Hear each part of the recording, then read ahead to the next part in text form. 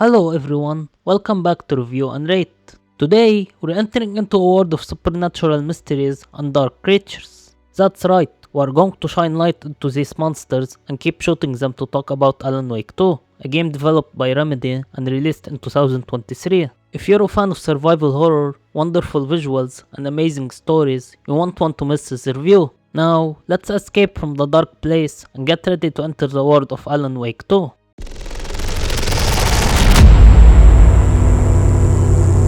The gameplay of Alan Wake 2 is good and features some great mechanics, although there's less emphasis on gameplay compared to the first game. The game has changed from being an action-adventure title like the first game into more of a survival horror experience. I think this change works well enough, but I'm not a huge fan of it.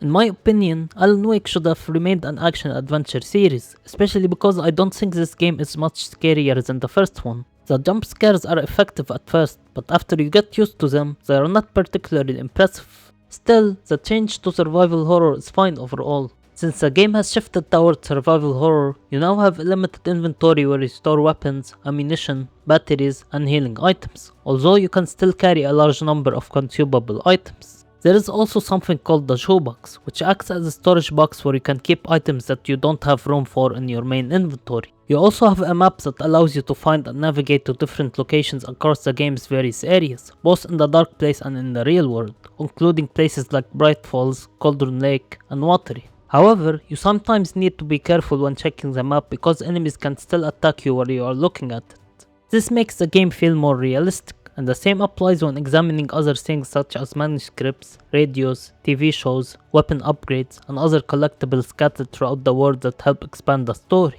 The game uses autosaves, but you can also quick save and manually save whenever you are inside a safe room filled with light. You obviously cannot jump like you could in the first game, but you can still dodge, which is a great mechanic. It can lead to some exciting moments where you narrowly avoid enemy attacks and escape dangerous situations. In addition, instead of the standard third-person camera used in the first game, Alan Wake 2 now uses an over-the-shoulder third-person perspective. This camera style fits the game's shift towards survival horror very well. Unlike the first game, you don't play as Alan Wake exclusively. You can now switch between playing as Saga in the real world and Alan in the dark place, with each character having their own unique gameplay mechanics. Honestly, I enjoyed playing as Saga much more. Exploring the real world felt more interesting, while Alan's sections in the dark place often felt strange and less engaging. This is especially noticeable in a game that is primarily focused on Alan Wake's story, although the differences between their gameplay mechanics are something I will discuss further. With Saga, you play as a detective. You speak with people and investigate what is happening through her mind place, which is essentially a special ability she has. The investigation mechanics are very interesting, allowing you to collect clues and arrange them to uncover more details about the case. I found this system very enjoyable. The profiling mechanic, where Saga speaks with people inside her mind to gain additional insight, is also interesting, especially when dealing with characters who have been corrupted into Taken. As Saga, you explore the world searching for things like stashes and lunch boxes that provide upgrades. Along the way, you fight the Taken. Although there aren't as many combat encounters as I would have liked, which is an issue I will discuss later, the enemies are fun to fight, and their encounters don't become as repetitive as they did in the first game. You have weapons such as the pistol, two types of shotguns, a rifle that I believe you can get somewhere, although I never figured out how to obtain it, and a slow reloading crossbow. The crossbow is fun to use, but can be annoying because of how long it takes to reload. You also have flares and flame bottles that you can throw next to Taken to damage and kill them. Overall, there are not a lot of weapons available, but I think the selection is manageable. One thing I liked about the combat is that unlike the first game, you have to accurately aim your flashlight at the darkness covering a Taken in order to expose them before you can properly damage them with your weapons. However, I did like that this is now essentially the only way to expose the darkness with the flashlight. In the first game, you could reduce the darkness surrounding a Taken somewhat even without directly focusing your flashlight on them, which made the combat feel more dynamic. Like the first game, your flashlight consumes batteries that you collect throughout the world. However, this time, you don't have different types of flashlights, which feels like a downgrade because you no longer have flashlights that can last longer or provide different benefits. You also have various items that can be used to unlock different things, such as new locations that you have not discovered yet, which is a cool addition. Throughout the game, you also have to solve many different puzzles, either as part of progressing through the story or while searching for collectibles and other items around the world. These puzzles provide a nice change of pace from exploration and combat. One of the most amazing sections of the saga is when you fight the Taken in Cauldron Lake while Dark Ocean Summoning is playing. This is easily the most exciting section in the entire game. The combination of the combat, music, and atmosphere makes this sequence incredibly fun.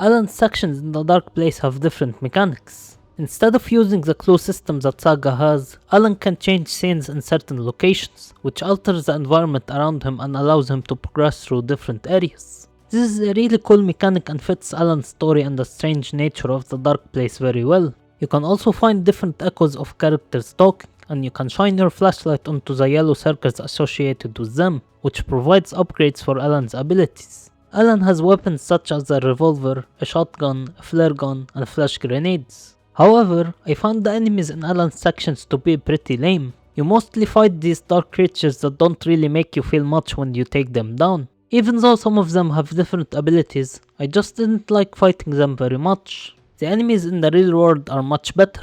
I also want to mention Alan's death scenes. Whenever Alan gets killed, the death scenes are really cool and creepy. I especially like that the game actually shows these scenes instead of simply giving you a generic death screen. They make dying feel more interesting and fit the creepy atmosphere of the game. There is also a section with Alan where you fight Taken while the song Herald of Darkness is playing. This is easily the best section with Alan and made me have much more fun than I did fighting the dark creatures. The combination of the music and the combat makes this sequence incredibly memorable.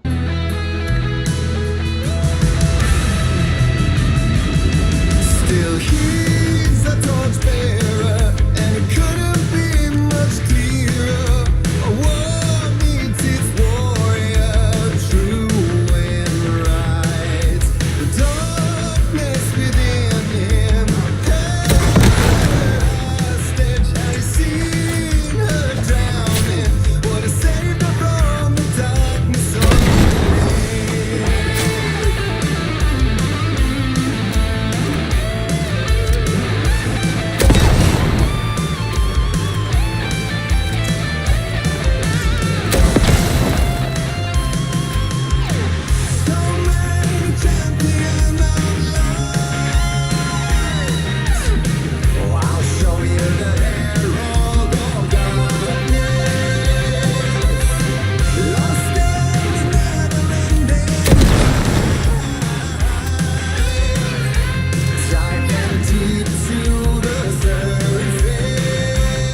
There is even a section near the end where you play as Alan in Cauldron Lake, and it felt a lot more like the first game. Even the battle soundtrack from the first game plays during this section, which reminded me of why I wish we had gotten more sections like this with Alan in the real world.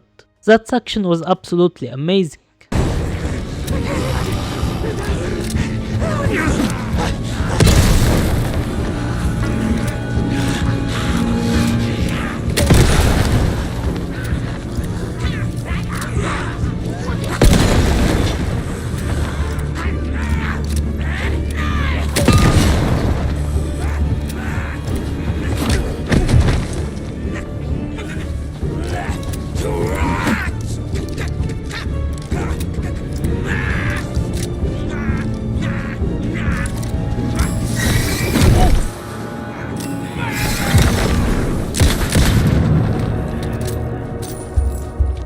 Lastly, I don't know why this game didn't take more inspiration from Alan Wake's American Nightmare. The weapons and enemy variety in that game were really great in my opinion, so I don't understand why more of those ideas were not brought into Alan Wake 2. As I mentioned earlier, the weapons in Alan Wake 2 are manageable, but they are nothing special. I just expected there to be much more variety. The enemy variety is even more disappointing because there are fewer enemy types than in the first game. You have the normal Taken, the different types of dark creatures that I didn't really like, Taken carrying heavy melee weapons, and the flying Taken. That's basically it. Where is the variety? Where is the terrifying chainsaw Taken from the first game? What about the equipment and vehicles possessed by the darkness? The ravens. I was hoping to see some of those enemies return or at least see new enemies inspired by them. But instead, the enemy variety is very limited compared to both the first game and American Nightmare.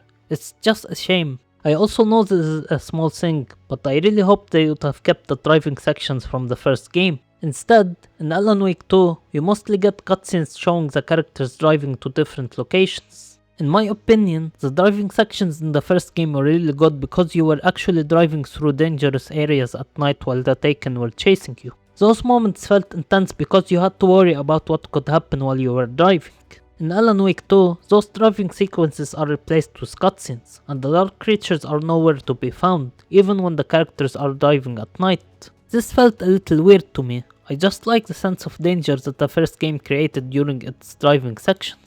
The level design is much better here, especially because the game is less linear and allows you to explore more of the different locations. However, I didn't like some of the looping sections, as they could feel boring and repetitive. The first game didn't really have these types of sections, and its levels almost always felt intense as you progressed through them. I also liked the mini boss fights, especially the ones against the Sheriff Taken and Mr. Scratch. These fights provided challenging and fun encounters that were mostly absent from the first game. However, the biggest problem with the gameplay is that even with the final draft adding more combat sections, these encounters still happen much less frequently than they did in the first game. Yes, the enemy encounters in the first game could become repetitive, but they were still intense and fun, and they gave you many different opportunities to engage with the gameplay. In Alan Wake 2, there is much less gameplay overall, as the game focuses more heavily on its story. I think the increased focus on the story is good, but having fewer combat encounters makes playing the game feel a little boring at times. This is especially noticeable because I actually enjoy the gameplay mechanics and the combat encounters whenever they do happen. The game is also very long, which would not be a problem if there were more gameplay moments throughout the experience. So, does all of this make the gameplay and mechanics bad? No. Like I said earlier, Alan Wake 2 has good gameplay mechanics, and I still enjoyed many of the encounters when they happened. However, I think the gameplay could have been much better, and overall, it's much less engaging and fun than the first game. I also want to mention the performance issues. Even on the lowest settings, the game runs very badly at many points throughout the game. I experienced enough performance problems that it was very difficult to record the game, which was especially frustrating. Now let's talk about the story.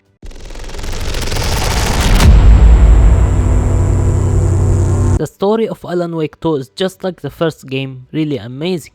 I liked all the mystery surrounding the cult of the tree and its connection to the Taken that are coming out of Cauldron Lake. I especially liked the reveal toward the end that the cult of the tree is not actually responsible for the murders of the Taken. I also liked how heavily involved the FBC is in the investigation surrounding Cauldron Lake and how all of this connects to Control. There are also some interesting details about what happened inside the oldest house, which I really enjoyed seeing because it helps connect the two games and expand the universe. I liked the new characters as well, including the two Cult of the Tree leaders, Ilmo and Yako Koskela, FBI agent Alex Casey, and the new main character, FBI agent Saga Anderson. I was honestly surprised by how much I liked Saga as a character.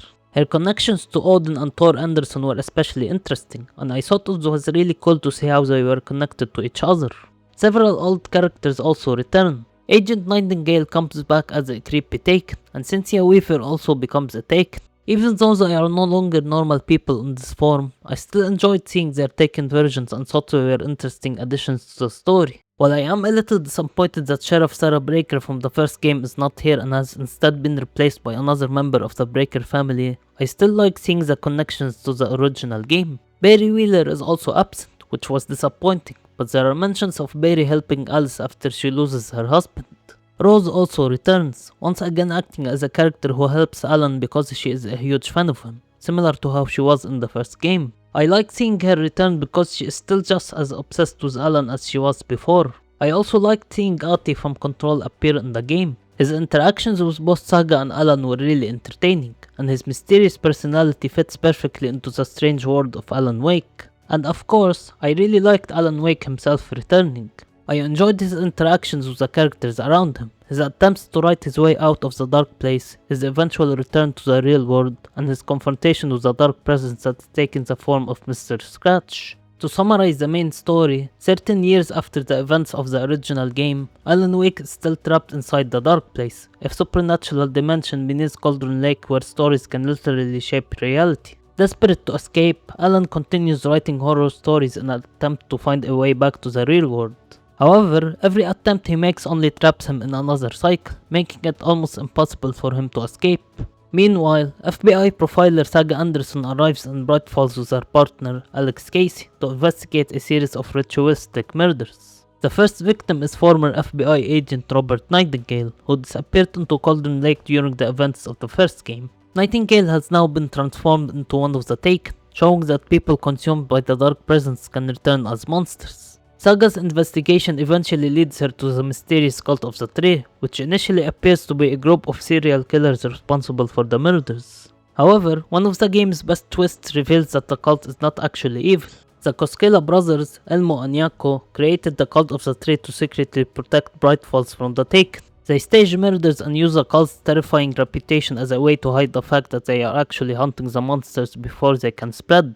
In a way, they are local heroes disguised as villains, which I thought was a really interesting twist and one of the better parts of the story. As Saga uncovers more of the mystery, reality itself begins changing around her. She discovers that Alan's manuscripts are rewriting the real world, making it increasingly difficult to separate fiction from reality. Thanks to her family's connection to the supernatural, Saga is able to resist many of these changes and piece together the truth through her mind place. Meanwhile, Alan explores a twisted version of New York within the dark place. Using his plot board, he rewrites scenes in an attempt to create a way out, but every new draft only creates another nightmare.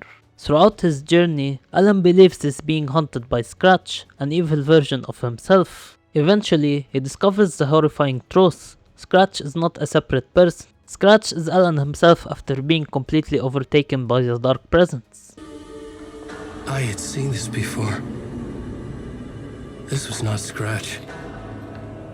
This was me. Caught in a loop. I had stopped myself trying to fix the manuscript. I was the one haunting Alice. It was always me. I killed her. The dark presence has been manipulating events for years, corrupting more people and turning them into Taken. This includes Cynthia Weaver, the longtime guardian of the clicker from the original game. Once a protector of the light, Cynthia eventually falls to the darkness and becomes one of the game's most disturbing bosses. Her transformation shows that no one is truly safe from the dark presence influence. One of the most emotional revelations concerns Alice Wake. Earlier in the game, Alan believes that Alice committed suicide. Later, it's revealed that she intentionally entered the dark place herself. She sacrificed her own freedom because she realized that Alan could never escape on his own. From within the dark place, Alice secretly guides Alan through photographs, visions, and messages, helping him understand the truth behind the spiral and pushing him toward the ending he needs to write. After I got home, I could suddenly remember everything. I remembered being trapped inside that lake. A dark ocean with echoes of myself. My fears, my photos. Inside a dark tide of madness. The same events and images looping again and again. And then I saw a light. Your light. You dove in just as I swam out. You never drowned. And you're still there reaching out. That is what the haunting is. I can see you because I've been there too. I chose to come back to the dark place. That is why I put on this exhibition. I had to mislead you so that I could get you to where you needed to be. As the story reaches its climax, Scratch takes control of Alan's body and enters the real world. Using Alan as his vessel, the dark presence nearly succeeds in escaping the dark place permanently. Saga, with Alan's help, confronts Scratch in Bright Falls. Using the clicker and the rewritten ending, Scratch is finally defeated, preventing the dark presence from permanently entering reality. Alan eventually realizes that he was wrong all along. It's not a loop. It's a spiral. Every failed attempt was not simply resetting the story, but instead moving him one step closer to understanding what was really happening. Armed with everything he has learned and aided by Alice's sacrifice, Alan finally writes a story that satisfies the supernatural rules without condemning himself again. After being trapped in the dark place for 13 years, Alan finally escapes. Saga also survives the nightmare and returns to her family, while Alice remains within the dark place, having willingly trapped herself there so that Alan could find his way out. I thought this was a great ending. It finally brings an end to Alan Wake's long disappearance into the dark place while still leaving mysteries and conflicts that can be explored in the future, especially with Alice still trapped inside the dark place. I really like that the story gives Alan a major conclusion while still leaving questions that make you wonder what could happen next. Now let's talk about the graphics.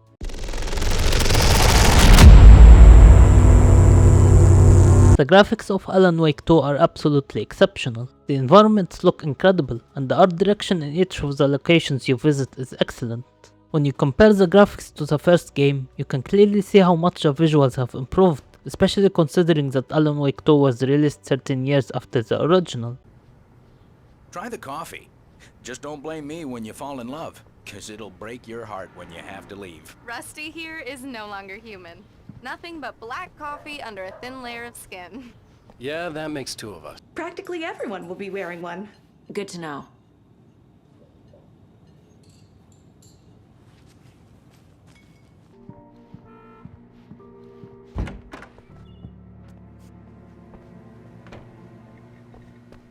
Alice was missing. I needed help to find her. I wasn't ready to leave. Seems to be fine. I don't have the luxury of being complacent, Deputy Grant. They're a fine pair. Hey, how you doing? My client has been held here long enough. Are you gonna let me Nightingale and his... The lighting is also fantastic. Whether you are traveling during the day or wandering around in the darkness at night with your flashlight while the Taken are chasing you, everything looks amazing. The lighting also does a great job of enhancing the horror atmosphere and making the darker areas feel much more unsettling. The character models look great and very realistic as well. I especially like how similar the characters look between the game's cutscenes and its live action scenes. The transition between the two looks surprisingly convincing and helps make the characters feel more realistic. I also really like the design of the Taken. You can clearly see the characters underneath the darkness when they turn toward you, and their appearances can be genuinely terrifying, especially when you are exploring dark areas at night. Even on the lowest graphics settings, which I had to use because of the performance issues I mentioned earlier, the game still looks absolutely amazing. That just shows how impressive the visuals can be when the game is running on higher settings. Now let's move on to the sound.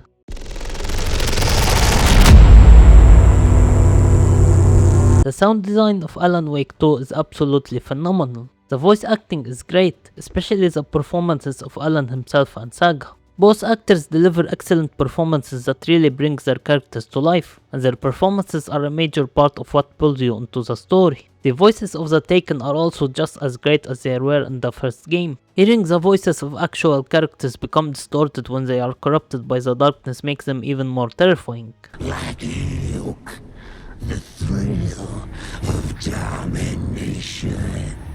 Not one tree, a forest, the word. A secret like this doesn't die. The dark creatures also have some good sound effects. You can hear their unsettling sounds when you pass by them or fight them, which helps make their presence feel more disturbing.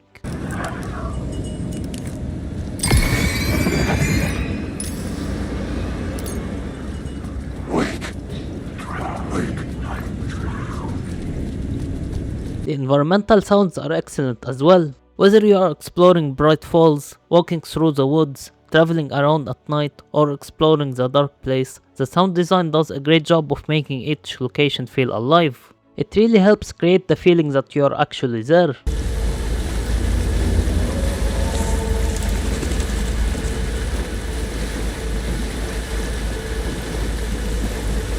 The weapon sounds are also great.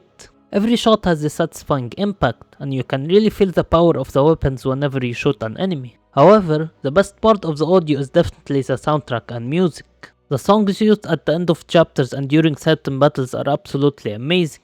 The music does a fantastic job of making important moments feel even more memorable and exciting. The biggest highlight of the music, in my opinion, is the songs performed by the old gods of Asgard, especially during the battles I mentioned earlier in the gameplay and mechanics section. The songs fit perfectly with the game's strange atmosphere and make those sequences incredibly memorable. Here, listen to some of this amazing music.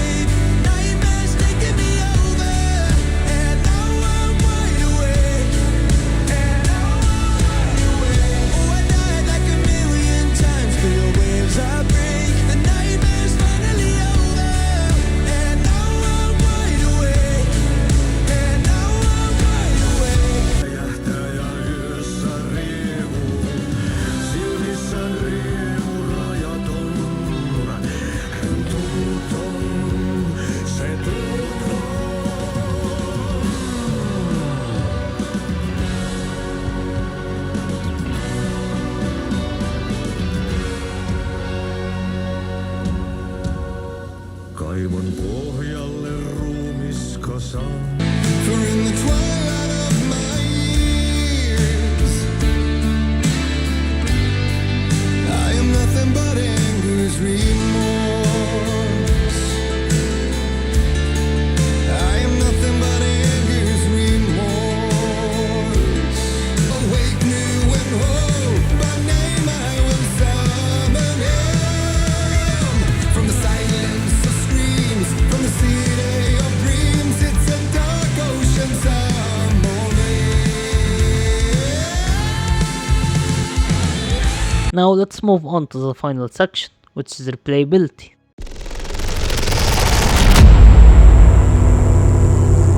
When it comes to replayability, Alan Wake 2 offers a lot of options, but in my opinion, it's not as replayable as the first game. After finishing the main story, you can play Final Draft, which is essentially a new game plus mode. Your collectibles, upgrades, and weapons carry over into your next playthrough. Not only that, but Final Draft also adds more combat encounters compared to the first playthrough, which is a nice addition, especially because of how much Alan Wake 2 lacks gameplay elements, as I mentioned in the gameplay and mechanics section. If you missed anything during your first playthrough, you can also continue exploring the different areas and search for collectibles, upgrades, and other things you may have missed. You can also go into the gameplay settings and enable different extras, such as infinite ammunition and a flashlight that doesn't run out of batteries. These options are useful if you don't want to worry about running out of resources, especially when playing on the harder difficulties. There's also the Nightmare difficulty, which I really need to try myself. You can also replay specific chapters using chapter select, which is great if there are certain sections that you enjoyed and want to experience again without having to play through the entire game. There are also several DLC expansions, including Night Springs, where you play as different characters across completely different storylines. One episode has you playing as Rose, where you fight taken creatures in some really fun combat sections. Another has you controlling Jesse Faden, where you solve puzzles, fight taken, and avoid a strange coffee monster. There is also an episode where you play as some kind of video game character in a strange world, although that was easily the least interesting of the episodes for me. Another DLC expansion is the Lake House, where you control Agent Estevez and investigate what happened to the FBC station at Cauldron Lake. I thought this expansion was pretty scary and fun, and provides another interesting story connected to the game's universe. However, while all of these options are great, I still find Alan Wake 2 less replayable than the first game. The main reason is the amount of story content that you have to experience again during each playthrough. I liked these story elements during my first playthrough, but when I replay a game, I generally want to focus more on the gameplay. Having to go through all of the story related sections again can become annoying during subsequent playthroughs. You can skip the cutscenes, which is helpful, but you cannot skip many of the other story related sections and interactions. When you combine this with how long the game is, it makes Alan Wake 2 less replayable than the first game in my opinion. Now let's summarize everything with my overall impression.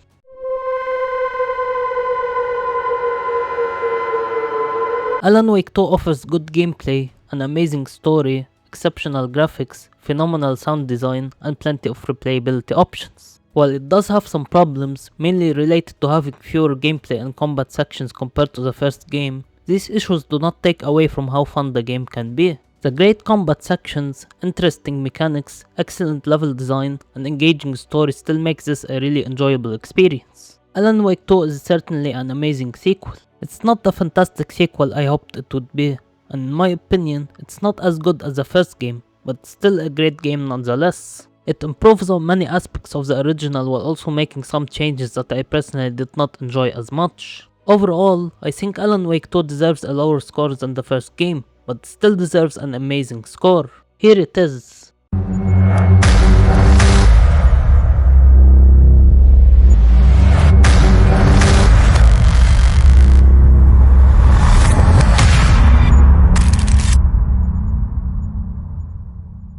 Don't forget to like and subscribe for more insightful review videos. Feel free to share your thoughts on whether the points I've raised resonate with you or if you have a different perspective, and leave your suggestions in the comments about which game you'd like to see reviewed next. That's it for today. I hope you enjoyed this video and thank you all for watching.